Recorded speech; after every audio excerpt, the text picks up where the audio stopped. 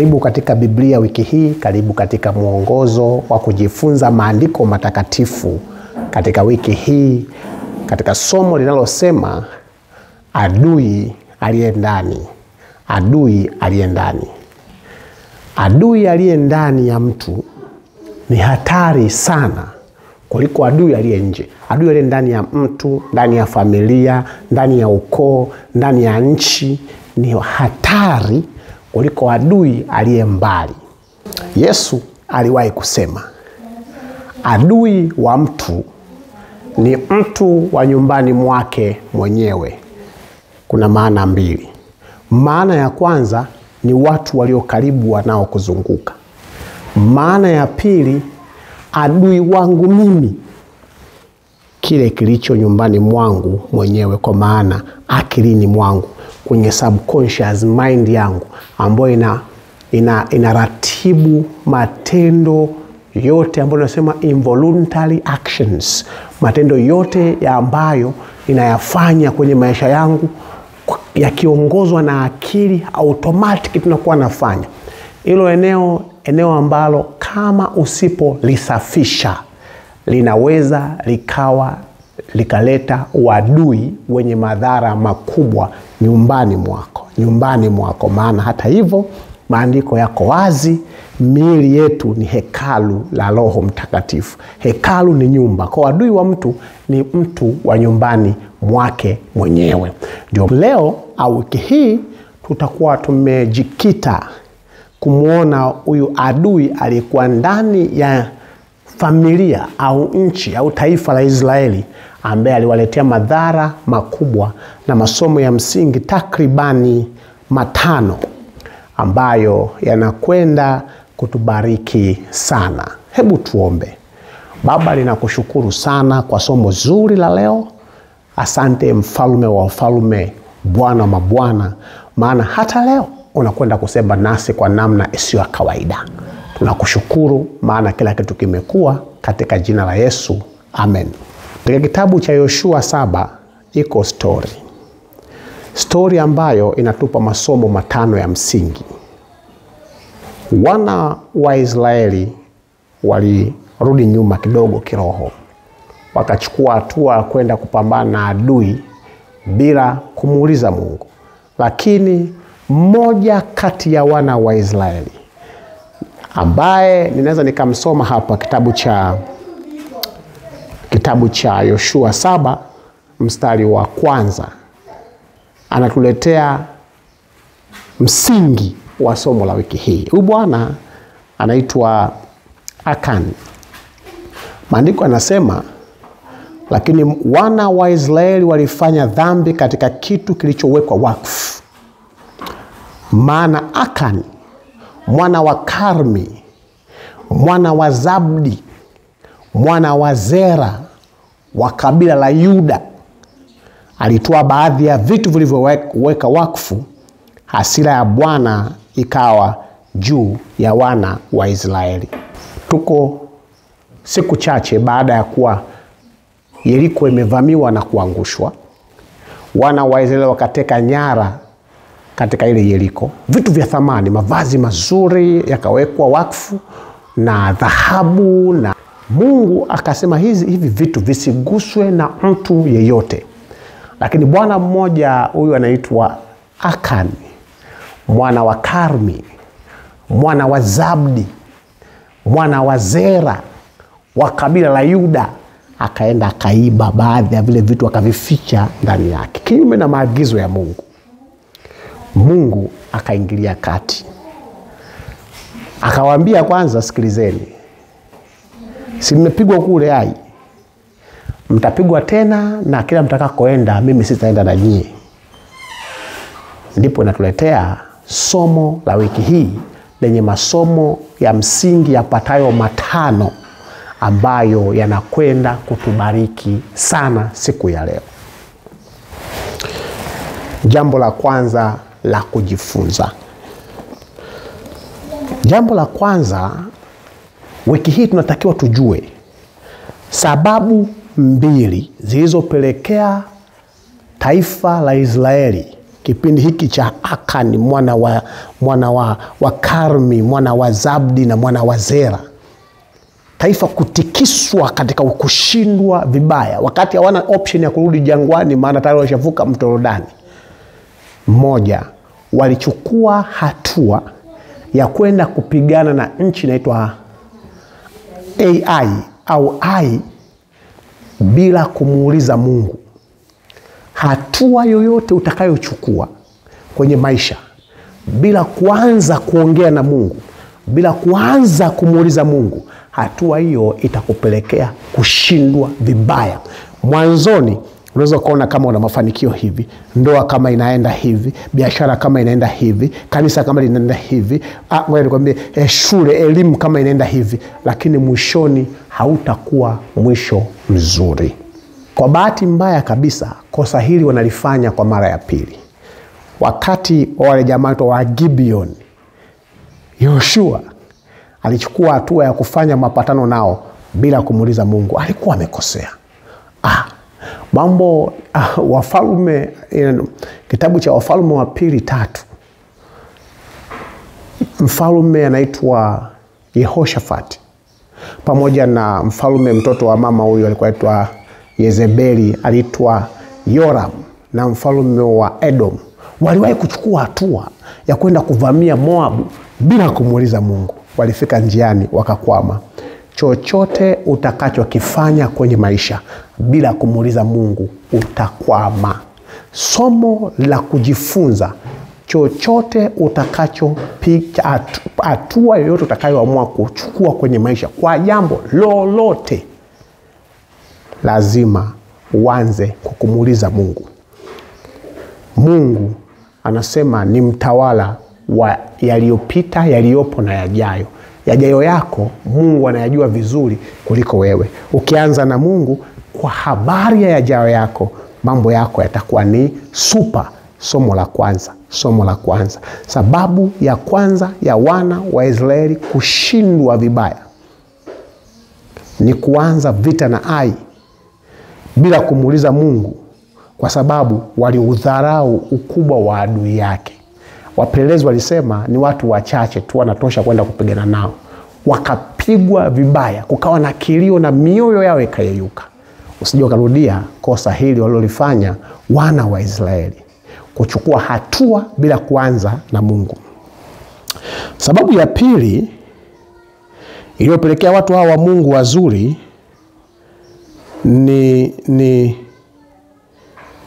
kupuuzia uovu uliokuwa ndani yao, madhambi yaliyokuwa ndani ya taifa waliomfanyia Mungu moja kwa moja, na kudhani hata Mungu huwa anapuuzia na kupotezea. Kosa hilo lilipelekea Israeli wakashindwa vibaya sana na adui mwepesi mdogo.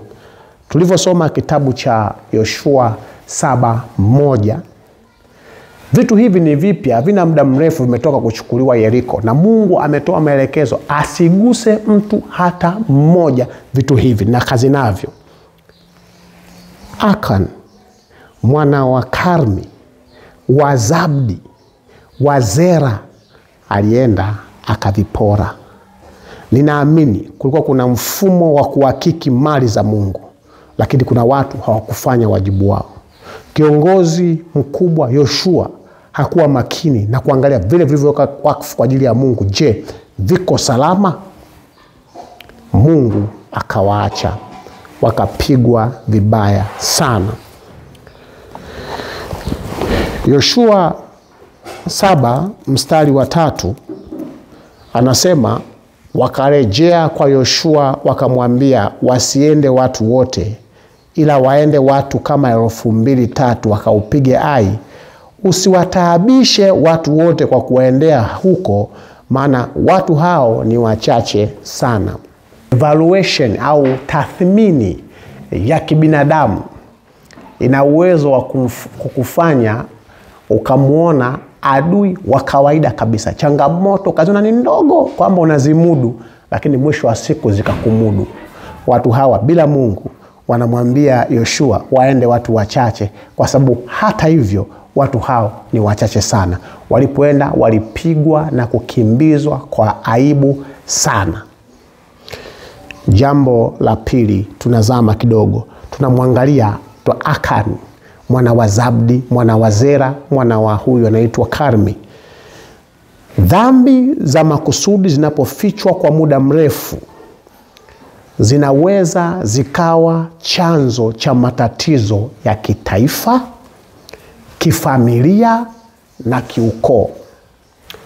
Uovu unaofanyika makusudi na kwa wazi ndani ya kanisa, ndani ya familia, ndani ya mtu mmoja mmoja, ndani ya taifa, unaweza ukageuka kuwa chanzo cha matatizo makubwa kwenye familia, kwenye taifa, kwa mtu mmoja mmoja, kwenye ukoo. Kuna kitu kimoja Pareto na Italiano, utakuwa ni Muitaliano, ana sera yake au sheria yake inasema 80 to 20 rule, kwamba 80% ya matatizo makubwa yanasababishwa na kupuuziwa kwa 20% ya matatizo ya kawaida. Wana wa Israeli walipuuzia vitu kupotea ndani ya nyumba ya Mungu vya thamani ambavyo Mungu amesema visiguswe. Matokeo yake Mungu aliwaacha na walipigwa na changamoto za kawaida kabisa. Kuna watu wanasema napigwa kwenye maisha. Kuna ukoo unasema ukoo wetu hawezi kutoboa hata ufanyeje. Lakini kumbe kuna vitu vya kawaida ambavyo Mungu ameviweka wakfu, mfano zaka na sadaka katika mapato yako, kuzitoa ili uweze kuwa safi. Umepuuzia hilo zoezi, hivyo ulinzi wa Mungu umeondoka. Kachangamoto kadogo tu, hata mafua inaweza kusababisha ukoo wenu mkao mnakufa na mafua tu, kwa sababu umezarau uzito wa vitu ambavyo Mungu ameviweka wakfu. Je, ni kitu gani kwenye maisha yako ambacho unaona ulikipuuzia na sasa kimekuwa ni chanzo cha matatizo makubwa kwenye maisha yako? Tubu, mwambie Mungu, nisamehe, ninaomba unisaidie nianze upya kwenye maisha yangu kwa baraka nyingi.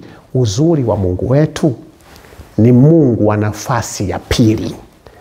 Haijalishi umekosea kwa kiwango gani, utakapomrudia kabla uovu ule haujazaa matunda, maana sema dhambi ikikomaa inazaa mauti. Kabla haijazaa mauti, Mungu is a God of reversal. Anaweza kugeuza safari yako ya kuelekea kuangamiza familia, kuangamiza taifa, kuangamiza mtu mmoja mmoja. Mungu akaigeuza ikaanza safari ya kuelekea kwenye uzima tena, mapema, kabla jambo halijawa zito, kabla jambo halijaleta madhara makubwa. Ndivyo ambavyo kilitokea kwa wana wa Israeli. Sikiliza, familia ya Akan, anaitwa Akan, iliondolewa kabisa kabisa na ikafutwa kwenye uso wa nchi baada ya kuweka kwenye bonde la Akori. Wakachimba bonde, shimo, wakawaponda mawe na mali zao wakawafukia, wakawazika. Sababu ya kupotea kwa familia ilikuwa ndogo sana. Walificha uovu, walipotezea uovu aliofanya baba yao. Kuna madhara unaweza ukawa unapitia kama matokeo ya kushiriki kuficha aina fulani ya uovu ndani ya nyumba yako, ndani ya nchi yako, ndani ya familia yako. Na mwishoni Mungu atabaki anakuangalia tu mpaka utakapoamua kumrudia Mungu katika viwango vinavyotakiwa. Ngoja nikwambie, tambua, hauwezi ukaficha chochote machoni pa Mungu. Una uwezo wa kumpiga chenga mwanadamu, lakini Mungu hachengwi. Mungu hachengwi. Kama unaamini katika uwepo wa Mungu, amini ya kwamba huwezi kuficha chochote. Ni swala la muda tu, madhara yake atakuwa live kwenye maisha yako. Ndicho kilichomtokea huyu Akani na wanafamilia walioficha uovu uliofanyika kwa baba yao. Mwisho wa siku wakapotea. Tu ni katili kiasi kwamba aliruhusu familia ipotee? Hapana. Akani alijua wakati anaona wanajeshi wakifa wa Israeli kwa sababu ya dhambi ambayo yeye ndio amesababisha ya kuficha vitu vya Mungu ambavyo Mungu amesema visiguswe, lakini hakusema mapema na kutubu na kuacha. Akani aliona wakati Yoshua amepiga magoti mbele ya sanduku la agano akilia siku nzima na wazee juu ya uovu ambao umetokea, ambao hawajui nini, kwa nini wanashindwa wakati Mungu amewaambia watashinda kila vita. Lakini Akani hakujitokeza na kutubu ili Mungu matengenezo yaweze kufanyika. Akani akaona harambee inapitishwa ukoo baada ya ukoo kumtafuta nini chanzo cha tatizo. Visimbuzi vya kiroho vinachambua ukoo baada ya ukoo wa kwanza, familia ya kwanza, mpaka ikaonekana tatizo lipo kwenye familia ya ukoo wa Yuda ambao ulikuwa na familia nyingi. Zikaanza kuchambuliwa moja baada ya nyingine. Akani amekaa kimya, mke wake amekaa kimya, watoto wake wamekaa kimya, watu wa nyumbani mwake wamekaa kimya, mpaka wakafikiwa. Yoshua 7:19, Yoshua akamwambia Akani, hapa ni baada ya kuwa ameshapatikana kwamba yeye ndio chanzo cha kushindwa kwa Israeli, ndio chanzo cha kupigwa kwa Israeli, na bila yeye kushughulikiwa hawawezi kufanikiwa tena kwenye vita yoyote. Sikiliza, Yoshua akamwambia Akani, nakusihi umtukuze Bwana Mungu wa Israeli, ukaungame kwake, uniambie sasa ulilotenda, usinifiche. Vipimo vya kiroho vilionyesha chanzo cha tatizo ni familia ya Akani. Tatizo gani halijafunuliwa, lakini akafuatwa akaambiwa mrudishie Mungu tukufu Akani. Usinifiche, msema tatizo ni nini?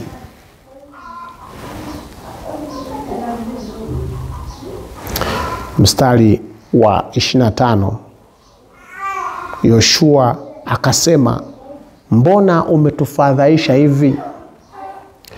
Bwana atakufadhaisha wewe na leo. Ndipo Israeli wote wakampiga kwa mawe, kisha wakawateketeza kwa moto na kuwapiga kwa mawe.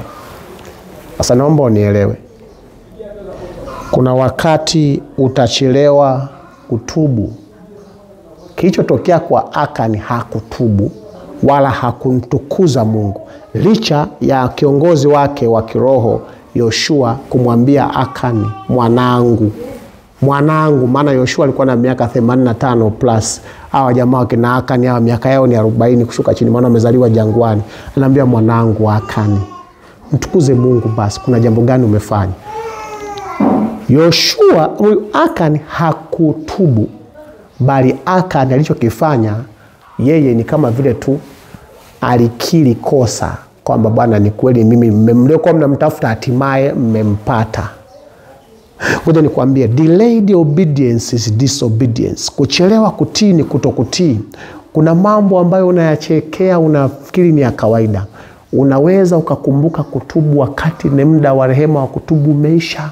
Familia iliangamia ya Akani katika bonde la Akori kwa sababu walishindwa kujiexpose, kujionyesha mapema wakati wanatafutwa. Kuna watu wengi sana, kuna maisha tunaishi, ukoo unaendeshwa na mizimu, ukoo unaendeshwa kwa njia za ulaghai, kwa biashara haramu, kwa shughuli zisizompendeza Mungu, na mara nyingi watu wametumwa kutuonya ili angalau turudi kwenye reli. Tumegoma. Kuna wakati utafika utatamani kutubu, lakini mlango wa rehema utakuwa umeshafungwa, umeshachelewa. Kuna watu Yesu atakapokuja mara ya pili wataamka ili watubu, wakati huo sio muda wa kutubu, ni muda wa kuwachukua watu waende nyumbani kwa Baba, na watalia na kusaga meno. Kisa cha Akani kinatukumbusha tuwe wepesi wa kumrudia Mungu tunapokosea, kabla kuchelewa kwetu kukaibua hasira ya Mungu kusiwepo na nafasi ya sisi kupona tena kusiwepo na nafasi ya familia zetu kupona tena, kusiwepo na nafasi ya mali zetu kupona tena. Mungu ni Mungu mwenye upendo, lakini ni Mungu mwenye haki. Kuna hatua unaweza ukafika ukaona Mungu ni katili, lakini kumbe unacheza nje ya mpango kazi wa Mungu wa kumwokoa mwanadamu. Umechelewa sana. Jambo la tatu ambalo nimejifunza wiki hii ni nguvu ya tamaa. Miongoni mwa dhambi iliyopuuzwa ambayo inaonekana ni ya kawaida ni dhambi ya kutamani. Lakini dhambi ya kutamani imegeuka kuwa mzizi wa dhambi nyingi na makosa mengi na mabaya mengi ambayo tunayafanya. Tamaa ya vitu ambavyo hakupaswa kuvimiliki yeye, vilipaswa kuwekwa kwa ajili ya Mungu. Tamaa ya vitu ambavyo Mungu aliwapa kama kigezo cha kuwapima uaminifu wao, ilipelekea familia ya Akan na Akan mwenye baba mwenye nyumba kuangamia. Ngoja nikwambie, asili ya dhambi inaanza pale ambapo tunaanza kuona vile vitu ambavyo Mungu amesema si vyema wewe kuvitumia. Unaanza kuhoji, kwa nini Mungu anazuia hivi vitu? Hebu ngoja nionje nile kidogo, hebu ngoja nichukue kidogo, kwa sababu Mungu naye halichokisema nisikiguse. Kwenye akili yako kushirikiana na adui, mnaambiana hiki ni kinafaa kutumia.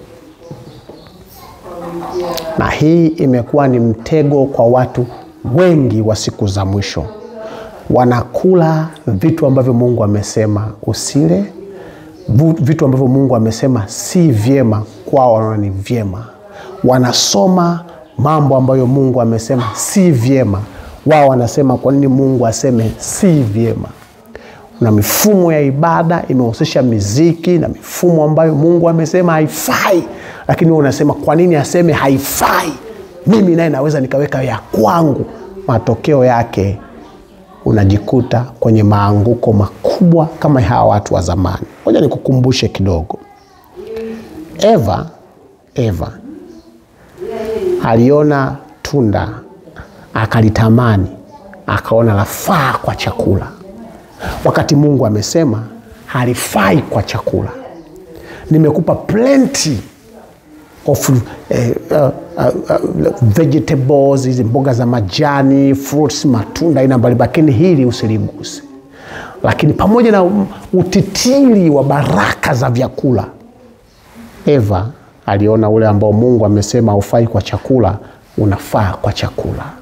Mwisho wake dunia ikaingia katika dhambi. Mwanzo 6, wana wa Mungu waliwaona wana wa wanadamu kuwa wanafaa, wakati maelekezo yalikuwa ni kwamba wana wa Mungu, sio malaika hawa. Hizo stori za malaika ni stori tu ambazo tutazongea siku nyingine. Ni wana wa Mungu, watu ambao walikuwa wamehesabika kuwa angalau wanamtii Mungu. Wakaona wale wana wa wanadamu ni wazuri. Matokeo yake gharika la Nuhu, wote waliangamia. Wote waliangamia. Akan aliona vitu vilivyokatazwa na Mungu, akavitamani, akaona ni vizuri, vinafaa, vikamvutia. Ilikuwemo joho la shinari, mche wa dhahabu, shekeli 100 za fedha. Akavitamani, akavichukua, akaviiba, akavifisha. Anania na Safira waliwahi kusema tunatoa thamani ya mauzo ya kiwanja chetu yote kwa ajili ya Bwana. Lakini tamaa, walipoiangalia ile fedha, wakaitamani, wakaitaka, wakakata sehemu, wakasema ya tupeleke kwa Bwana, tunapeleka hii nyingine. Mungu aliwafuta. Kuna watu wanasema Mungu wa Agano la Kale alikuwa ni mkali sana, alafu Agano Jipya alikuwa ni mpole sana. Hapana, Anania na Safira ilikuwa ni Agano Jipya, lakini Mungu akawafuta kwenye uso wa nchi. Akaanguka akafa, akaanguka akafa. Mama na baba wakaenda wakazikwa kwa sababu tu ya kushikilia vitu vya Mungu, wakati kanisa la Mungu ndio linaanza. Matukio haya yanaweza katokea wakati wowote, wakati ambapo hasira ya Mungu inapowaka, unapovishikilia vitu vya Mungu kuliko kinyume na utaratibu wa Mungu. Chanzo cha haya yote ni tamaa. Chanzo cha matatizo mengi ni tamaa. Ufisadi, tamaa. Uzinzi, mke wako ambaye ulipaswa kumuona mzuri, unaanza kuona vitu vingine vizuri, wakina dada wengine wazuri kuliko mke wako, kinyume na yule ambaye Mungu amekuelekeza huyu ndio mzuri anayekufaa wewe. Tamaa. Tamaa, wizi, tamaa. Mashindano ya madaraka, tamaa. Luka 12:15 anasema, akawaambia, angalieni, jilindeni na choyo. Jilindeni na choyo. Neno choyo ndiko hapo ni covetousness. Maana yake ni tamaa. Jilindeni na tamaa. Maana uzima wa mtu haumo katika wingi wa vitu vyake alivyo navyo.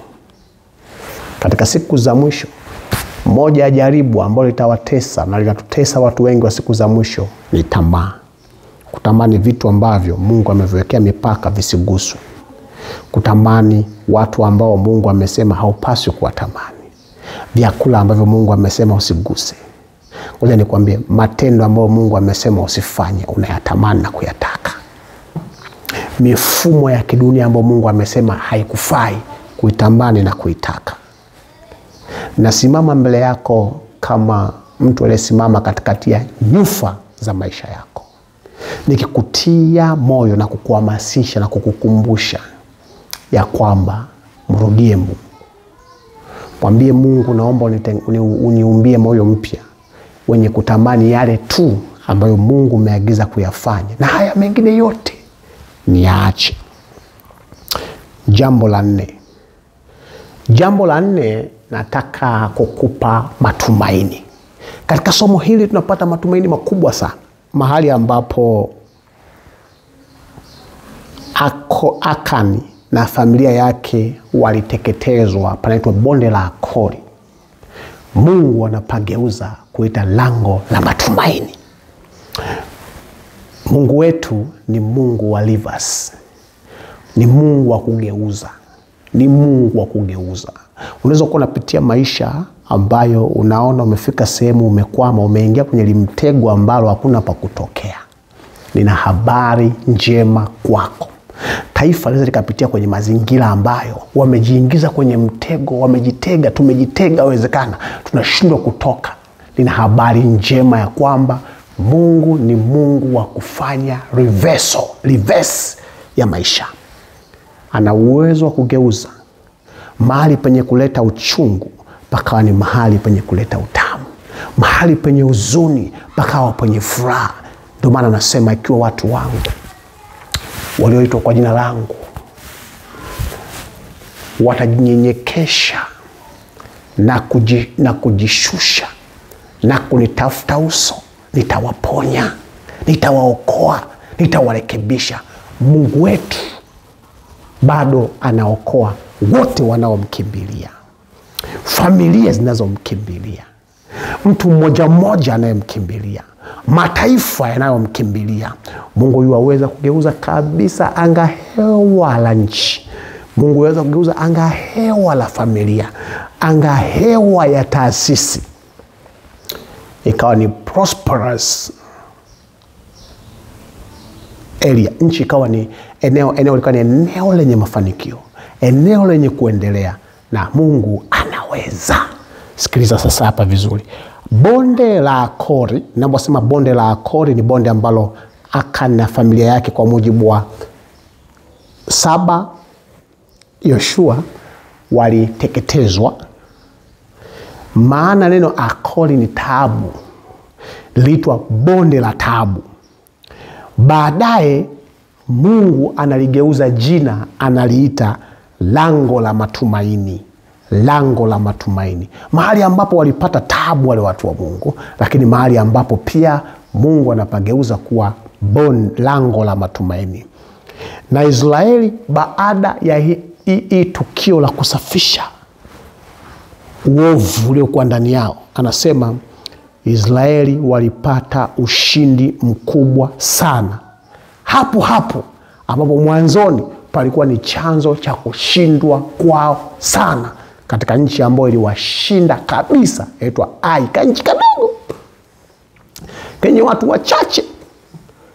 Baada ya marekebisho hayo wakapata ushindi mkubwa. Hawakuwa na silaha kubwa sana za kutisha, ila alikuwa tu anajambia na mkuki. Ngoja nikwambie, Yoshua anaelekezwa na Mungu, inua juu mkuki wako. Anasema upige, inua juu. Ilikuwa ni ishara ya utegemezi wa Mungu, kama Musa alipofanya kuinua fimbo yake juu, bahari ikaachia, wana wa Israeli wakapita, miaka ya mateso ikakoma, miaka ya vilio ikakoma, miaka ya huzuni ikakoma, wakashinda. Kama Musa alipoinua mikono yake juu kwa kusaidiwa na Huri, kwa kusaidiwa na Harun, ushindi mkubwa ukatokea kwa Israeli wakati wa vita kati ya Waamaleki na Israeli. Ndivyo ambavyo Mungu alifanya dhidi ya Ai. Yoshua akainua mkuki wake juu, wakapata ushindi mkubwa. Bonde la taabu ya kushindwa likageuka kuwa lango la matumaini. Kitabu cha Hosea 2 mstari wa 15 kinaiweka hii vizuri zaidi. Hosea 2:15 anasema, nami nitampa mashamba yake ya mizabibu toka huko, na bonde la Akori kuwa mlango wa matumaini.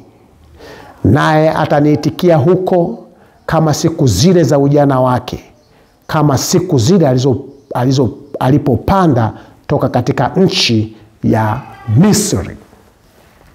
Mungu anatoa unabii ya kwamba bonde la taabu litageuka kuwa bonde, lango la matumaini. Najua katika maisha yako yawezekana, katika familia yako yawezekana, malango ya matumaini yote yamefungwa, ila unapitia katika uzoefu wa bonde la taabu, bonde la kushindwa, bonde la kupigwa, bonde la vurugu, bonde la machafuko. Lakini na habari njema kwako, Mungu wako yuwaweza kugeuza taabu zako zote zikawa ni matumaini. Bwana na ageuze sasa kwa jina la Yesu. Bwana ageuze taabu zote za familia yako zikawa ni lango la matumaini. Anza kuona milango ikifunguka na kufunguka na kufunguka kwa jina la Yesu. Mungu aliyefungua milango ya Ai ambayo ilikuwa imezuia wana wa Israeli wasishinde baada ya kuwa wameshindwa vibaya, afungue na kwako katika jina la Yesu. Yoshua 8:18 akasema, kisha Bwana akamwambia Yoshua, haya unyoshe huo mkuki ulio nao mikononi mwako, uelekeze upande wa Ai, kwa kuwa nitautia mikononi mwako. Basi Yoshua akaunyosha huo mkuki uliokuwa mikononi mwake, akauelekeza mji huo. Hivi ndivyo ambavyo tunajifunza ya kwamba Mungu wetu wa mbinguni bado anafanya kazi vile vile kama alivyofanya nyakati za kina Yoshua. Utegemezi wako kwa Mungu utaleta ushindi kwenye kila hatua ya maisha yako. Utegemezi wa familia yako, hata kama ni changa imeanza juzi, kwa Mungu utaleta ushindi kwenye kila nyanja ya maisha yako. Ushindi kwenye elimu, ushindi kwenye maviza unayotafuta, ushindi kwenye uchumi wako, biashara, ofisini, kwenye mahusiano, upendo uliopoa, mahusiano na mawifi na mama mkwe na wajomba na ndugu na jamaa na marafiki, katika jina la Yesu. Jambo la mwisho na kutia matumaini pia, kuwa shahidi wa nguvu za Mungu katika maisha yako. Ninakutia moyo, weka mfumo wa maisha yako sawa sawa. Weka mfumo wa mambo yako sawa sawa, na ukawe shahidi wa nguvu za Mungu kwenye kila hatua ya maisha yako. Ukawe ni mshuhudiaji wa nguvu za Mungu kwenye kila hatua za maisha yako. Mtu mmoja akikaa na Mungu vizuri, ana uwezo kuwa baraka kwa taifa zima. anaweza kuwa baraka kwa nchi nzima. Anaweza kuwa baraka kwa familia nzima. Anaweza kuwa baraka kwa ofisi nzima. Mtu huyu mmoja kabisa, Yusufu mmoja, aliigeuza Misri ikawa tegemeo la chakula la dunia. Yusufu mmoja aliigeuza familia ya Potifa ikastawi kwenye kila eneo. Potifa. Yusufu mmoja. Ninakuombea kwa Mungu, Mungu akufanye kuwa Yusufu kwa ajili yako. Nchi yako istawi. Kwa ajili yako kanisa lako listawi. Kwa ajili yako familia yako istawi. Kwa ajili yako ofisi yako istawi. Wateja wako wastawi. Kwa sababu inawezekana kama ukiamua kuwa shahidi wa nguvu za Mungu popote uendapo. Mahali popote utakapowekwa, una njia mbili tu. Mahali popote ambako Mungu atakuweka, mbele yako ziko njia mbili. Moja, njia ya kwanza, kushuhudia uwezo wa Mungu kwenye kila jambo la maisha yako. Mbili, kushuhudia uwezo wa ibilisi na malaika zake kwenye kila hatua unayopiga kwenye maisha yako. Hasa kuna watu wanaishi kwenye kitu tunakiita two power mentality. Yaani unaishi ukiwa unaona kama Mungu ana nguvu na shetani ana nguvu. Ngoja nikwambie, ukiwa kwenye njia ya kwanza, Mungu anaweza, the God is able, njia ambayo Mungu anaweza, unasema ni one power mentality. Kwenye akili zako ni uweza wa Mungu tu ndio unaotambua. Haka kingine kote hutambui. Na popote utakapoenda utashuhudia nguvu kubwa sana. Hizi nguvu za kanyamangeni zote zinazimwa kwa jina la Yesu.